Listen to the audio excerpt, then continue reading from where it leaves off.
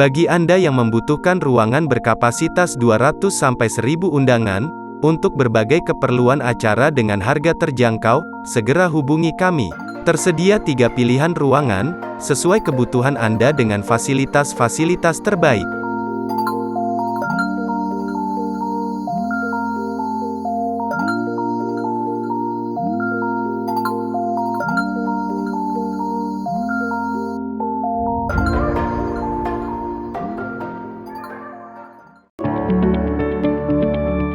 Hanya dengan Rp10.000, Bapak Ibu, teman-teman, anak-anak muda bisa membangun 100 sekolah di Indonesia Timur.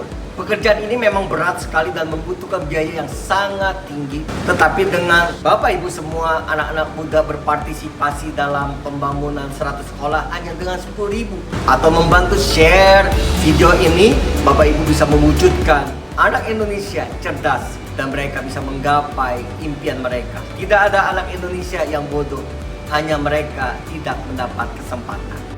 Caranya mudah. Scan QR Code berikut ini atau kunjungi www.rumahjunior.org. Setelah itu klik tombol donasi. Kemudian klik tombol donasi sekarang. Lalu pilih nominal yang diinginkan. Bagi Bapak Ibu, teman-teman anak muda ingin berpartisipasi menjadi sahabat Rumah Junior, bisa menghubungi Instagram di bawah ini, nomor di bawah ini, informasi yang lengkap. Dengan cara apa? Dengan meminta kepada sekretariat kami mengambil 1 akrilik atau 2 akrilik. Saudara bisa bertemu pemilik toko baju, pemilik restoran, dan menerangkan informasi program Yayasan Rumah Junior. Atau saudara mau jadi sahabat Rumah Junior dengan memberikan WA, WhatsApp Blast. Setiap 3 bulan atau 2 bulan kita mengirimkan dan membantu mempromosikan kegiatan kita. Terima kasih dan salam peduli Indonesia.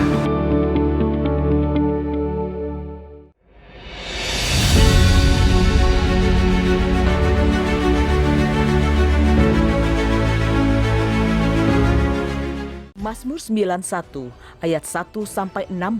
Dalam lindungan Allah, orang yang duduk dalam lindungan yang maha tinggi dan bermalam dalam naungan yang maha kuasa akan berkata kepada Tuhan, tempat perlindunganku dan kubu pertahananku, Allahku yang kupercayai. Sungguh, dialah yang akan melepaskan engkau dari jerat penangkap burung, dari penyakit sampar yang busuk.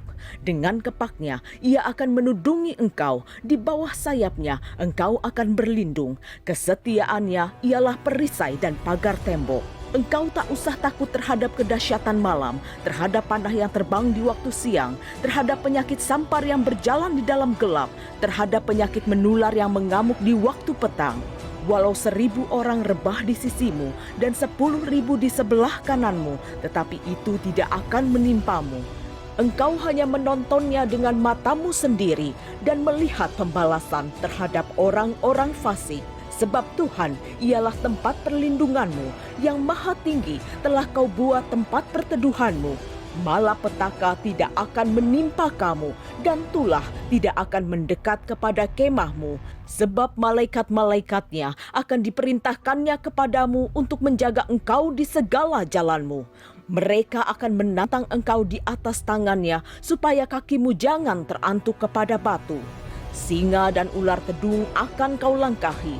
Engkau akan menginjak anak singa dan ular naga. Sungguh hatinya melekat kepadaku, maka aku akan meluputkannya. Aku akan membentenginya, sebab ia mengenal namaku. Bila ia berseru kepadaku, aku akan menjawab. Aku akan menyertai dia dalam kesesakan. Aku akan meluputkannya dan memuliakannya. Dengan panjang umur akan kukenyangkan dia, dan akan kuperlihatkan kepadanya keselamatan daripadaku. Pentakosta ketiga adalah pencurahan Roh Kudus yang dahsyat di zaman ini, melebihi yang terjadi di Azusa Street. Pentakosta ketiga akan mengakibatkan penuaian jiwa yang terbesar dan yang terakhir sebelum Tuhan Yesus datang kembali.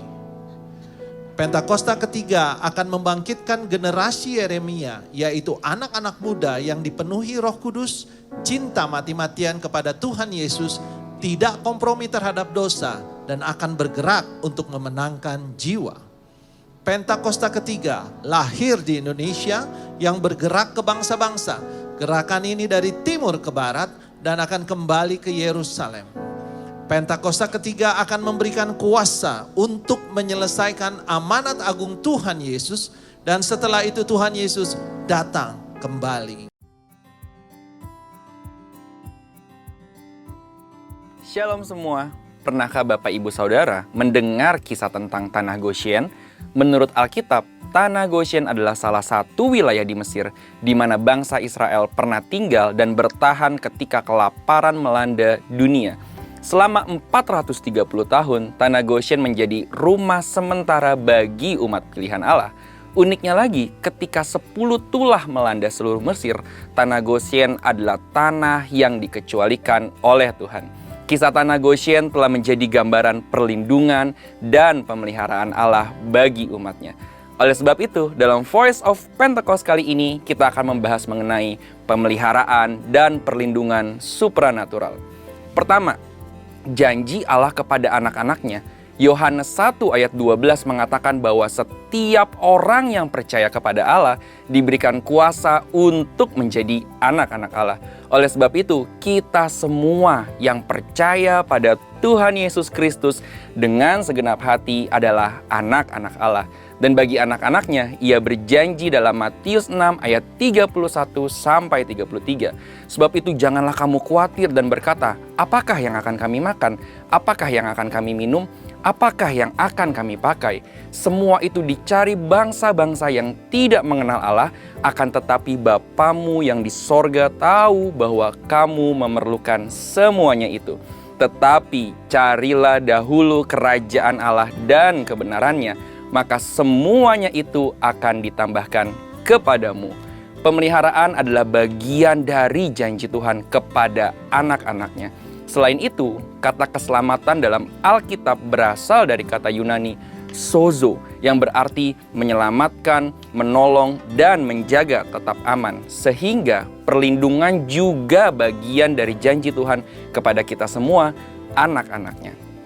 Kedua, keistimewaan Goshen. Di dalam kitab Keluaran diceritakan ketika tulah melanda seluruh Mesir, hanya tanah Goshen yang dikecualikan. Sebagai contoh, Keluaran 8 ayat 22. Tetapi pada hari itu aku akan mengecualikan tanah Goshen di mana umatku tinggal, sehingga di sana tidak ada terdapat pikat, supaya engkau mengetahui bahwa aku Tuhan ada di negeri ini. Di masa kini juga ada banyak kesaksian orang percaya atau anak-anak Tuhan yang mengalami pemeliharaan dan perlindungan Allah yang supranatural. Sekalipun Tuhan dapat menolong kita dengan berbagai cara, namun kita jadi mengerti dan memahami bahwa pemeliharaan dan perlindungan Allah yang supranatural masih tersedia bagi kita sampai saat ini. Ketiga, akses masuk Goshen. Berdiamnya bangsa Israel di tanah Goshen tidak terlepas dari peran seorang Yusuf. Yusuf memiliki otoritas dan kapasitas sehingga bisa membawa keluarganya tinggal di tanah Goshen. Otoritas dan kapasitas ini diperoleh oleh seorang Yusuf paling tidak melalui dua hal, yaitu tujuan dan proses. Yusuf muda telah mendapatkan visi melalui mimpi bahwa ia akan berkuasa atas keluarganya. Namun tujuannya bukan menjadi penguasa yang dihormati bahkan disembah, melainkan penguasa yang bisa memberikan akses pemeliharaan dan perlindungan bagi keluarganya. Yusuf muda juga melewati proses yang sukar. Ia harus dijual sebagai budak dan ditahan dalam penjara. Tetapi kita sama-sama mengetahui, Yusuf keluar sebagai pemenang dalam prosesnya. Proses telah membuat Yusuf semakin memahami tujuannya, dan tujuan menguatkan Yusuf untuk tetap kuat menghadapi prosesnya. Bapak, Ibu, Saudara, kesimpulan dari pembahasan kita hari ini adalah Goshen adalah gambaran pemeliharaan dan perlindungan Allah. Bukan hanya untuk satu orang, melainkan satu keluarga, bahkan satu bangsa. Oleh sebab itu, mari terus mengenal Tuhan sehingga kita dapat lebih memahami divine purpose atau tujuan ilahi atas hidup kita. Dan Bapak Ibu Saudara, menanglah atas setiap proses yang kita hadapi. Barangkali seperti Yusuf, lewat hidup kita, keluarga, bahkan bangsa kita dapat mengalami pemeliharaan dan perlindungan Tuhan yang supranatural. Saudara, untuk penjelasan lebih lengkap dari tim teologi kami, silakan scan QR Code atau buka link yang ada di atas. Tuhan Yesus memberkati.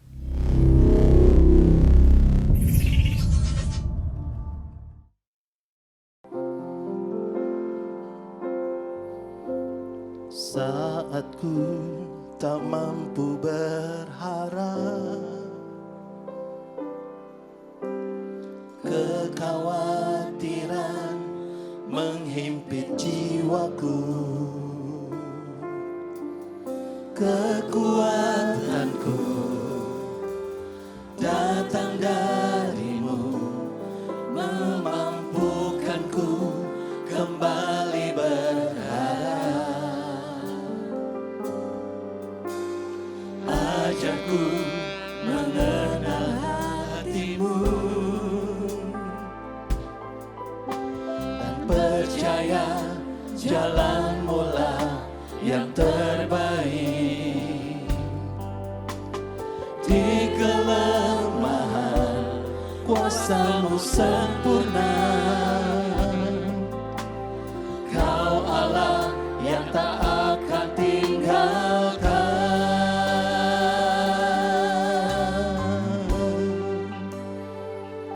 Ku percaya Engkau bekerja buat kebaikanku, walau belum ku melihat, namun kuasa-Mu sempurna.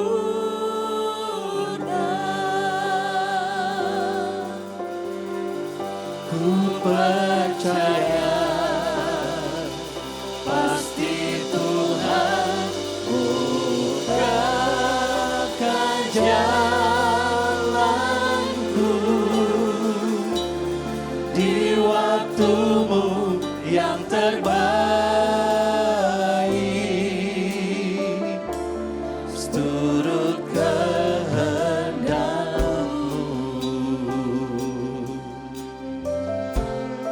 Ajarku mengenal hati-Mu Tuhan, ajarku mengenal hati-Mu, dan percaya jalan-Mu lah yang terbaik. Di kelemahan kuasa-Mu sempurna, Kau Allah yang tak akan tinggalkan.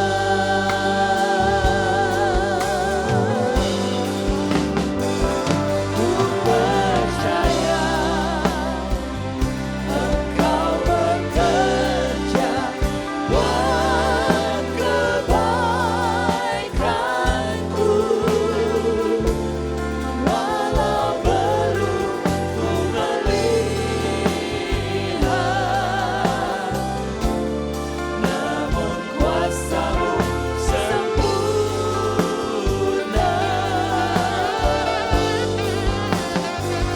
Ku percaya pasti Tuhan bukakan jalanku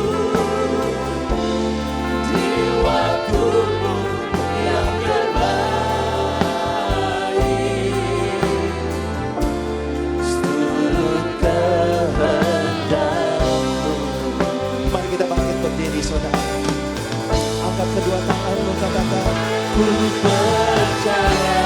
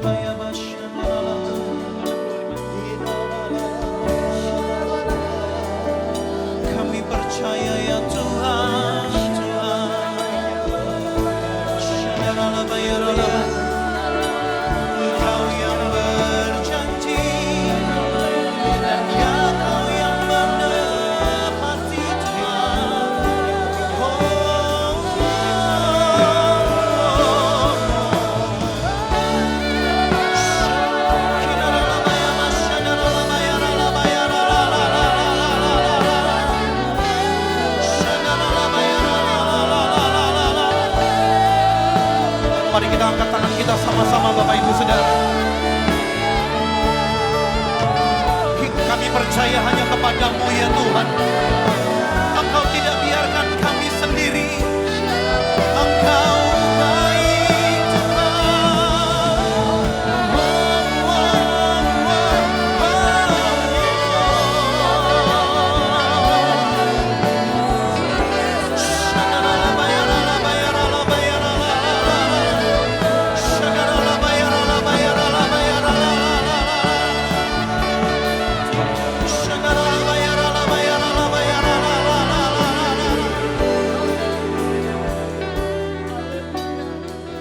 Mari yang percaya dengan segenap hatimu. Hatiku percaya,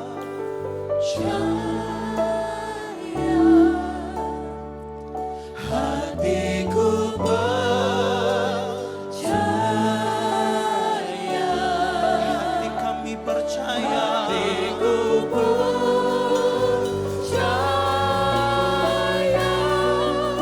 selalu ku kami percaya mujizatmu masih terjadi sampai pada hari ini. Hatiku kami percaya akan penyertaan-Mu yang luar biasa Tuhan. Kami percaya janji-Mu tidak pernah berubah. Terima kasih ya Tuhan. Ya, selalu ku percaya, hati kami percaya.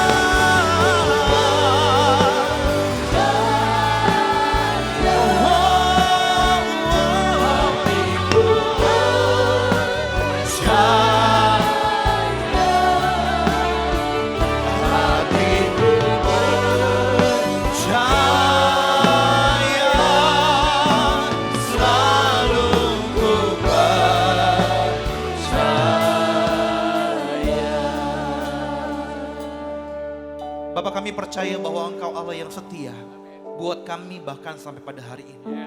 Kalau kami lihat mujizat besar terjadi buat bangsa Israel, buat orang-orang yang ada di dalam Alkitab, kami percaya Tuhan bahwa mujizat itu yang sama juga akan terjadi dalam hidup kami. Kami percaya bahwa Engkau menyertai kami dan Engkau tidak pernah gagal dalam pekerjaan tangan-Mu dalam hidup kami. Kami percaya kami punya Allah yang baik. Tepuk tangan dulu buat Allah kita yang baik.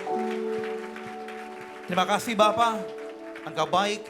Izinkan kami dengar firman-Mu, biar firman-Mu keluar dengan bahasa yang paling sederhana. Terima kasih Bapak. Di dalam nama Tuhan Yesus kami telah berdoa. Setiap kita yang percaya dan siap sama-sama katakan amin. Tepuk tangan dulu buat Tuhan. Haleluya.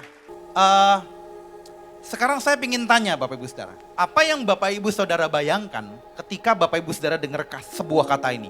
Mujizat. Coba pikir sebentar. Saya kasih waktu 2 hari. Udah? Kebanyakan kita pada waktu dengar kata mujizat, kita bayangkan sebuah yang spektakuler, betul ya? Laut terbelah, langit pindah. Langit pindah gimana caranya ya? Gunung berpindah dan lain sebagainya. Kita bayangkan sesuatu yang spektakuler. Sehingga akhirnya kita mengkategorikan mujizat. Boleh tolong dibuka PowerPoint saya? Tema khotbah saya hari ini adalah mujizat seperti di film-film. Next. Yang berikutnya adalah, kita mengkategorikan mujizat nih. Ada yang namanya mujizat, ada yang namanya bukan mujizat. Kalau kita sembuh dari penyakit yang mematikan, kita bilang itu mujizat. Tapi kalau kita cuma sembuh dari flu, pilek, batuk, GERD, kita pikir itu bukan mujizat. Itu biasa.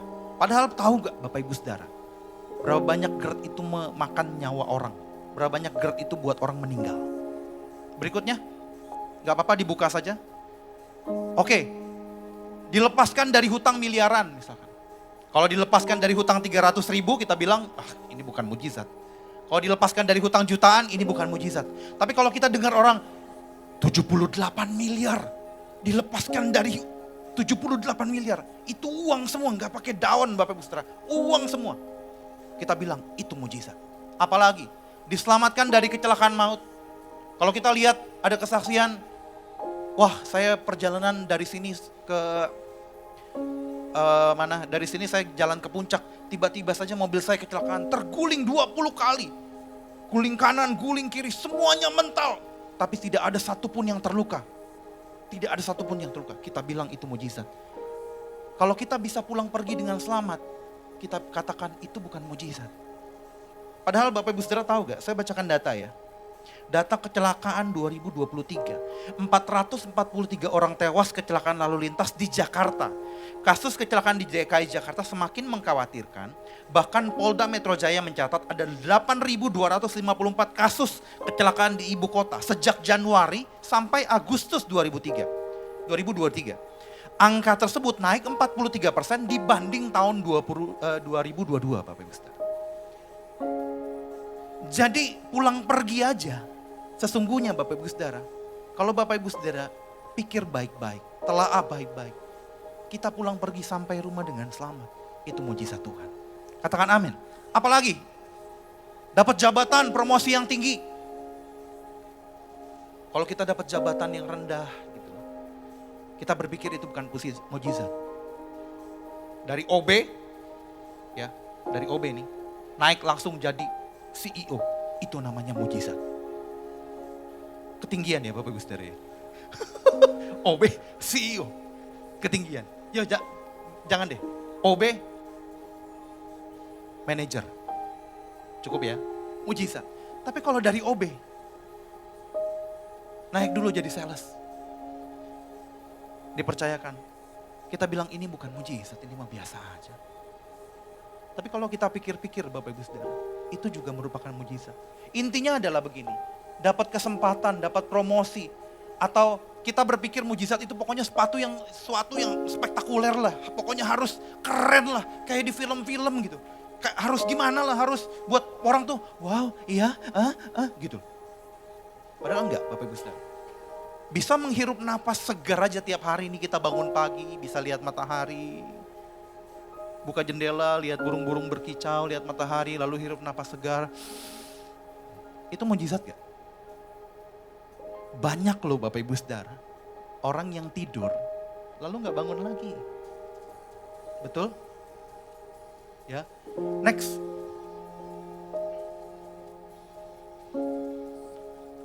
Saya ingin beritahu berita Bapak Ibu Saudara. Seringkali mujizat terjadi dengan cara yang sangat-sangat sederhana. Berapa banyak yang setuju dengan saya bahwa mujizat terbesar di dalam hidup kita adalah pada waktu Tuhan Yesus lahir, Natal ini. Berapa banyak yang setuju? Mujizat terbesar adalah pada waktu Tuhan Yesus lahir. Dia datang ke bumi, itu mujizat terbesar. Tapi ketahui Bapak Ibu Saudara, Alkitab mencatat, fakta mencatat, bahkan mujizat yang terbesar sekalipun datang ke dunia dengan cara yang begitu sangat sederhana. Begitu sangat sederhana. Bahkan sampai orang-orang Majus tuh sampai salah prediksi. Dia kira tuh Tuhan tuh atau Raja itu akan lahir di Yerusalem. Kota yang megah, ibu kota dari Israel. Orang-orang Majus pergi ke sana dong. Dia cari, lalu dia tanya, di mana Raja itu? Enggak ada yang tahu Bapak Ibu Saudara. Karena kenapa? Karena Yesus hanya lahir di Bethlehem. Sebuah kota kecil yang sederhana, berdebu Bapak Ibu Saudara. Adanya di ujung daripada kota Israel 11 km dari Nazaret, masih jauh ke ujung sana. Dia lahir di Bethlehem dengan cara yang begitu sangat sederhana. Dia lahir di kandang domba, kita tahu ya Bapak Ibu Saudara. Dan kalau Bapak Ibu Saudara pelajari dengan teliti, dia lahir di dalam gua di kandang domba. Di dalam gua yang begitu lembab Bapak Ibu Saudara. Lembab. Dan yang luar biasanya, dia ditaruh di dalam palungan. Bapak Ibu Saudara kalau lihat wanita-wanita melahirkan misalkan, brojol gitu ya, tren gitu kan, ruwet ya Bapak Ibu Saudara ya. Ruwet lah, ini ari-arinya masih nempel, harus digunting dan lain segala macam, harus dibersihin. Dan kita mau bayi kita ditaruh tempat yang bersih, betul? Ini enggak. Tuhan Yesus pada waktu itu ditaruh di palungan. Bapak Ibu Saudara tahu gak itu palungan apa? Palungan itu tempat makan hewan Bapak Ibu Saudara. Tempat makan hewan yang pada saat itu kan tidak disiapkan, ini palungan khusus buat Tuhan Yesus, enggak kan? Tapi dikasih sebuah palungan yang memang itu adanya di situ, tempat makan domba, ada palungan. Begitu ada palungan, tidak ada taruh tempat meletakkan kepalanya, ditaruhlah di sana. Bahkan mujizat yang paling terbesar, itu datang dengan cara yang begitu sangat sederhana Bapak Ibu Saudara. Kadangkala kita lupa, makanya kita berpikir, kok hidup saya tuh gak ada mujizat ya? kok hidup saya nggak ada pertolongan ya. Saya lihat si A pertolongan. Karena ekspektasi kita kelebihan Bapak Ibu Saudara. Ekspektasi kita seperti Musa ditolong, di film-film, wah keren gitu ya, didramatisir. Tidak, padahal sesungguhnya mujizat terjadi dalam hidupmu setiap hari, lepas setiap hari. Katakan amin. Bapak Ibu Saudara, ada cerita nih. Satu hari ada seorang kakek tua, dia hidup di sebuah kota. Nah kakek ini rajin berdoa. Dia ini adalah orang yang taat beribadah kepada Tuhan. Hujan mulai turun di kotanya, pada waktu hujan mulai turun, dan mulai bocor rumahnya Bapak Ibu Saudara, dia mulai berdoa kepada Tuhan, Tuhan tolong selamatkan saya. Pada waktu dia selesai berdoa, tiba-tiba saja Bapak Ibu Saudara di TV keluar siaran gitu, untuk penduduk kota itu segera mengungsi. Disediakan shelter di sana, nanti akan dibawa setelah itu ke tempat lain, ke kota lain. Tempatnya hanya beberapa meter dari rumah si kakek. Lalu kakek ini nonton, dan dia perhatikan hujannya kok gak berhenti-berhenti ya. Sambil dia memperhatikan hujan, tiba-tiba dilihat gentengnya mulai copot, Bapak Ibu Saudara. Tak! Aduh, dia mulai berdoa lagi, Tuhan kirimkan malaikatmu, selamatkan saya, Tuhan, tolong, tolong. Besokannya, dia bangun tidur, dia lihat, wah hujan bukan tambah berhenti. Makin deras Bapak Ibu Saudara. Dia coba menengok keluar, dan pada waktu dia nengok keluar, dia lihat kiri kanan. Tolah-toleh gitu, dia lihat airnya mulai masuk ke dalam perkarangan rumahnya, dia tolah-toleh. Sambil dia lagi tolah-toleh, tiba-tiba ada tetangganya yang lewat naik mobil Bapak Ibu Saudara. Tetangganya lewat lalu bilang, Kek, ayo ikut kami. Ayo. Lalu kakeknya bilang begini, tidak, Tuhan akan mengirimkan malaikatnya yang luar biasa untuk mengangkat saya dan menolong saya. Saya yakin itu. Oh ya baik Kek, hati-hati ya. Dia pergi. Dindingnya mulai kena air Bapak Ibu Saudara. Si kakek makin takut. Dia makin takut, dia berdoa. Dan setelah selesai berdoa ada ketukan pintu di depan rumahnya. Dan dia berpikir, ini malaikat Tuhan. Dengan gilang gemilang pasti akan diselamatkan. Begitu dia buka pintu, ada tukang sampah yang lusuh banget Bapak Ibu Saudara. Sepatunya udah setengah, bawa perahu karet. Dia bilang, ayo kita pergi. Lalu dia lihat sebentar dari atas sampai bawah. Dia bilang, tidak, Tuhan akan menyelamatkan saya. Tuhan pasti mengirimkan malaikatnya dengan luar biasa. Tiba-tiba saja, hujan berhenti Bapak Ibu Saudara. Langit terbuka. Si tukang sampah diam sebentar, lalu dia bilang, iya Kek, saya pergi dulu ya, hati-hati. Tutup pintu, hujan lagi Bapak Ibu Saudara. Hujan lagi, si kakek berdoa, rumahnya gak kuat, air makin naik, rubuhlah, ceder, meninggallah itu kakek Bapak Ibu Saudara. Meninggal. Sesampainya di surga, dia bertanya kepada Tuhan, Tuhan, kenapa engkau tidak menyelamatkan aku? Mengapa engkau tidak membuat mujizat dalam hidupku? Aku rajin berdoa, aku rajin ke gereja, aku taat beribadah kepadamu. Kenapa engkau tidak lakukan itu? Lalu Tuhan menjawab, mujizat macam apa yang kamu harapkan? Aku sudah mengirimkan pertama adalah peringatan untuk kamu mengungsi. Kedua, aku kirimkan tetanggamu yang naik mobil untuk membawa kamu pergi. Ketiga, aku kirimkan temanmu, tukang sampah itu, untuk bawa kamu pergi dengan perahu karetnya. Tapi kamu menolak semuanya. Mujizat macam apa yang kamu harapkan? Bapak Ibu Saudara, saya ingin beritahu, kadang mujizat terjadi dengan hidup kita dengan cara yang begitu sederhana. Katakan amin. Next. Sebuah langkah kecil yang membawa kita makin dekat dengan tujuan. Itu udah mujizat. Sebuah langkah kecil yang membuat kita semakin dekat sama tujuan. Itu udah mujizat. Katakan amin. Kadangkala pada waktu mujizat terus datang dalam hidup kita. Dan kita mengabaikan mujizat demi mujizat yang Tuhan berikan sama kita Bapak Ibu Saudara. Itu bagaikan seorang anak kecil yang tidak tahu caranya berterima kasih sama bapak mamanya. Bagaikan sebuah anak kecil yang gak tahu caranya bilang, thank you, terima kasih Pak. Itu kayak gitu loh Bapak Ibu. Kalau Bapak Ibu Saudara punya anak ya, dua orang anak. Saya bertanya, kira-kira Bapak Ibu Saudara akan sayang gak? Yang sayang katakan amin. Dua-duanya pasti disayang. Sebisa mungkin kita sebagai orang tua kita tidak akan pilih kasih, betul? Kita akan sayang dua-duanya. Tetapi kalau ada satu orang anak yang tahu bagaimana caranya berterima kasih sama Bapak Ibu Saudara, kira-kira perkenanan bakalan turun ke anak yang mana? Ayo. Paham ya? Anak A, anak B. Anak A, dua-duanya sama-sama minta iPhone 15 Pro. Dan dua-duanya sama dikasih Samsung S22 Ultra. Beda-beda tipis sih Bapak Ibu Saudara ya. Tapi bukan iPhone gitu. Beda-beda tipis. Dikasih S22 Ultra. Yang satu pada waktu dikasih dia, ya makasih ya Pak. Yang kedua pada waktu dikasih, wow 22 Ultra. Thank you ya Pak. Wah keren banget. Gak apa-apa sih bukan iPhone tapi ini udah 22 Ultra loh. Fotonya bagus juga. Wah keren. Lihat Pak, nih selfie-nya bagus. Kira-kira perkenanan akan turun ke anak A atau anak B?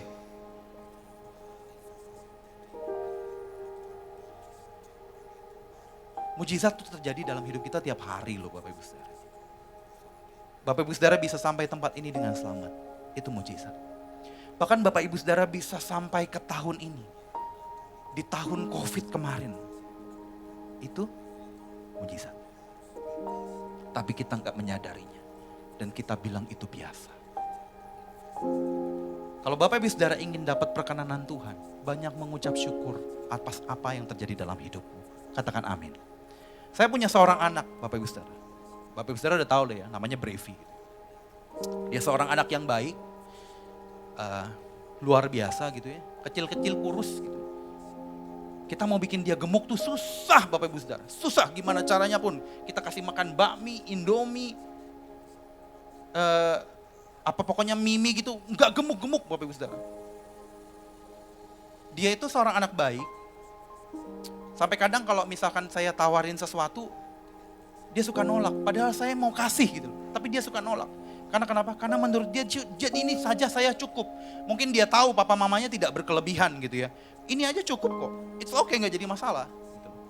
Satu kali di ulang tahunnya kalau gak salah yang ke-15, saya tahu nih, dia pingin monitor gaming Bapak Ibu Saudara. Monitor gaming 120 Hz.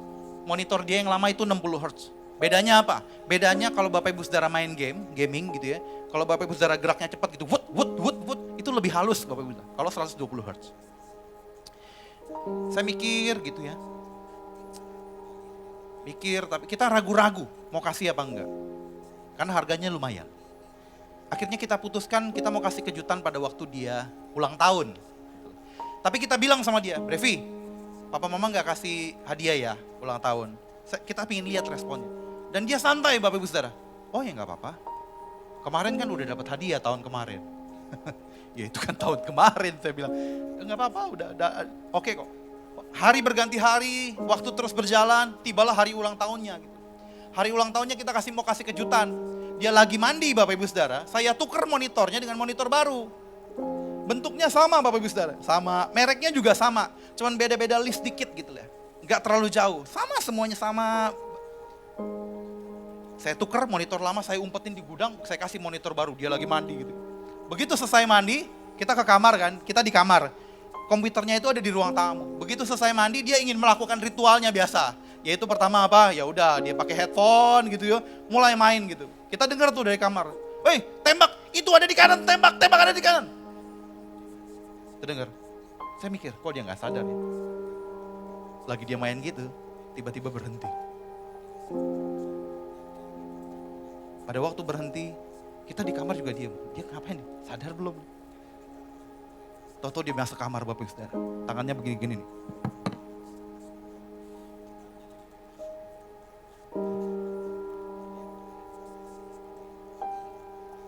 Tangannya begini-gini. Sambil nangis dia bilang, makasih loh Pak. Makasih Pak. Wah saya dengar gitu jadi nangis juga Bapak Ibu Saudara. Saya peluk gitu, ya seneng ya dapat monitor gaming ya. Makasih loh dia. Dah. Begitu juga perlakuan Tuhan sama kita. Kalau kita tahu caranya berterima kasih atas setiap mujizat-mujizat kecil yang Bapak Ibu Saudara alami dalam hidup Bapak Ibu Saudara. Katakan amin. Yang mau berterima kasih katakan amin. Tepuk tangan dulu buat Tuhan. All my life you have been faithful. All my life you have been so good. Every breath that I am able, I will sing of the goodness of God. All my life you have been faithful. All my life you have been so good.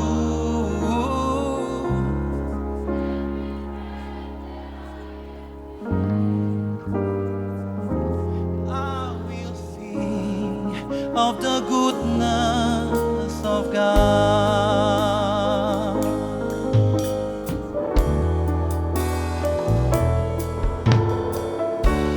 All my life you have been faithful. Oh, oh, oh.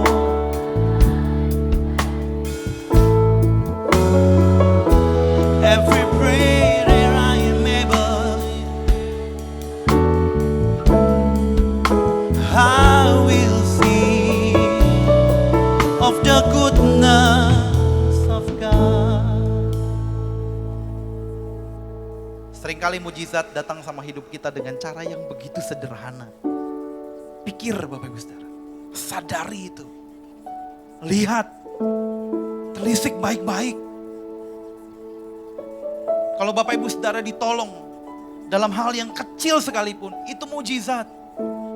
Tapi pemikiran zaman sekarang Bapak Ibu Saudara selalu berkata begini, apa-apa dikit-dikit dirohanikan, dikit-dikit dirohanikan. Apa salahnya begitu Bapak Ibu? Apa salahnya kita bilang terima kasih sama Tuhan? Apa salahnya kita bersyukur sama Tuhan?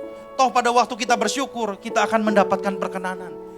Tidak peduli dengan orang lain mau ngomong apa. Yang mau katakan amin. Tepuk tangan sekali lagi buat Tuhan yuk. Yang berikutnya Bapak Ibu Saudara, mujizat itu bicara soal apa? Tadi di awal sudah dikatakan di Adri.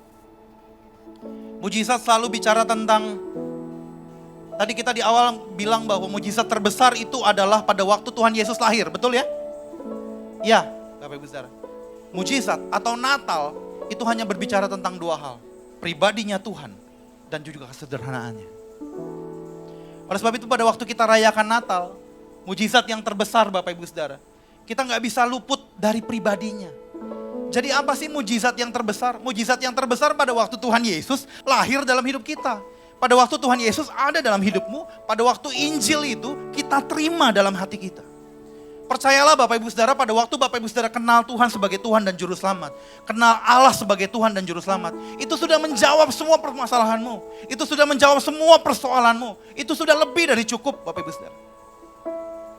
Bisa bayangin gak kalau hidup kita tanpa Tuhan hari ini? Coba pikir-pikir sejenak, tarik mundur Bapak Ibu Saudara. Lalu berpikir, kalau saya gak ada Tuhan, saya jadi apa hari ini?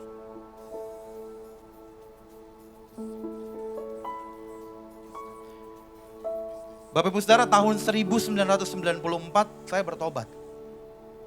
Saya tuh dari latar belakang agama lain, agama dari Jepang yang dibawa ke Indonesia, dan keluarga saya menganut agama itu Bapak Ibu Saudara. Tapi di agama saya ini kurang seru Bapak Ibu Saudara. Nggak ada pohon Natal kayak seperti yang Kohar buat di sebelah sini gitu ya. Nggak ada salju-saljuan gitu. Nggak ada ini, nggak ada itu. Agama saya kurang seru. Jadi saya dengan sedikit nekat Bapak Ibu Saudara, dengan sedikit nekat, begitu saya pindah sekolah, ya, saya tulis saya punya data, saya langsung tulis data saya karena saya pikir seru. Kalau agama Kristen itu seru, ada ini, ada itu, ada Sinterklas, ada pit hitam. Saya nggak kenal Tuhan tuh waktu itu. Ada itu, ada aneh, pokoknya di mall-mall keren deh pokoknya. Saya tulis agama saya Kristen dengan PD gitu, Kristen. Tapi saya lupa satu hal, pada waktu saya tulis Kristen ternyata begitu saya masuk sekolah itu ada beberapa kewajiban yang harus saya ikuti, yaitu adalah PD. Tahu PD apa? Persekutuan doa. Kedua PSK. PSK tahu apa? Pedagang sate kiloan. Bukan Bapak Ibu Saudara. Persekutuan siswa Kristen. Ya, ada PSK. Itu harus diikuti, di absen Bapak Ibu Saudara. Saya harus datang, aduh namanya juga PD sekolah ya Bapak Ibu Saudara, kaku banget. Saya bosennya minta ampun, saya sedikit menyesal masuk Kristen gitu. Tapi di tengah-tengah itu ada satu orang yang kakak yang berinvestasi sama hidup saya. Saya masih ingat namanya sampai hari ini dan saya mau bilang terima kasih kalau orangnya denger. Namanya Cisiin, Bapak Ibu Saudara. Saya mau bilang terima kasih sama dia. Dia investasi sama hidup saya. Tugasnya ngapain? Tiap kali mau PSK dia ingetin saya gitu. Yakob, Sabtu PSK ya. Siap C. Datang nggak? Kagak. Setiap ketemu dia udah kayak kucing-kucingan Bapak Ibu. Cisiin, gitu. Kucing-kucingan gitu ya. Nanti kalau Cisiinnya lihat gitu, Yakob, PSK. Sampai satu kali saya lagi ulang tahun tuh hari itu Bapak Ibu Saudara. Ceritanya. Bukan ceritanya, memang hari itu saya lagi ulang tahun gitu ya. Tapi saya lagi madol. Kalau saya madol karena papa sama mama saya itu pisah Bapak Ibu Saudara. Puji Tuhan mereka sudah bersatu kembali dan papa saya sudah meninggal. Tapi pada waktu itu mereka pisah. Pada waktu mereka pisah, kalau saya madol, madolnya tuh di rumah Bapak Ibu Saudara. Jadi nggak kemana-mana, di rumah aja. Begitu saya madol di rumah, aduh ini ulang tahun kok nggak ada yang ngucapin selamat, ya papa mama lupa, apa semua lupa. Lagian mau ucapin selamat pakai apa ya? Kan nggak ada handphone pada waktu itu. Jadi pokoknya nggak ada ucapan selamat. Tiba-tiba dari depan pintu rumah itu ada suara gitu, Yakob, gitu. Zaman dulu kan gitu ya kalau panggil anak, main yuk gitu. Saya lihat gitu, siapa ini? Saya lihat, segini nih, pagar saya nih. Saya lihat, Cisiin. Ngapain dia kemari gitu? Yakob, iya Ci, apa kabar Ci? Saya dengar kamu sakit ya? Saya mendadak ingat saya sakit Bapak Ibu Saudara. Saya sakit, karena kan madol ya. Mendadak ingat tuh, saya sakit. Iya Ci, sakit, sakit. Tapi kan kamu hari ini ulang tahun. Tahu dari mana Ci? Dari data siswa Kristen. Ya udah, cepat sembuh ya Yakob ya. Lalu dia lemparin dari kolong bawah pagar tuh hadiah. Set. Saya nggak kasih dia masuk. Saya nggak tawarin dia minum. Saya nggak bilang terima kasih. Begitu itu, Cici pergi ya. Dia pergi. Di taman itu Bapak Ibu Saudara, saya ambil itu kaset. Saya terasakan yang namanya kasih Tuhan pertama kali dalam hidup saya. Di taman itu. Taman depan rumah. Ada yang peduli sama saya. Tuhan bermanifestasi lewat Cisiin untuk mengubah hidup saya. Di taman itu.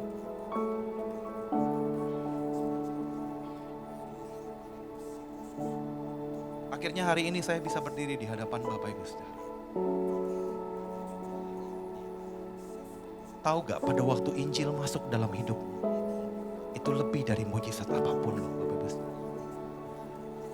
Pada waktu Injil ada dalam hidupmu, Tuhan hadir dalam hidupmu, itu lebih dari mujizat apapun. Apa yang engkau butuhkan. Tuhan itu segalanya Bapak Ibu Saudara. Dia jawaban. Kadang-kadang kita lupa kalau pada waktu kita punya masalah, yang kita selesaikan masalahnya dulu. Padahal kalau kita ingat kembali pada waktu kita punya masalah, kita datang dulu sama Bapak kita dong, ngadu dulu dong. Lalu Bapak kita akan memberikan 2 jawaban.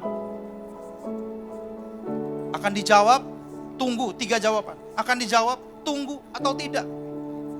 Kalau tidak, kenapa? Tanya, why? Mungkin ada salahnya kita yang harus kita perbaiki di kemudian hari Bapak Ibu Saudara. Kalau tunggu, sabar. Kalau dijawab, ucap syukur dong Bapak Ibu Saudara. Amin. Injil itu lebih dari cukup.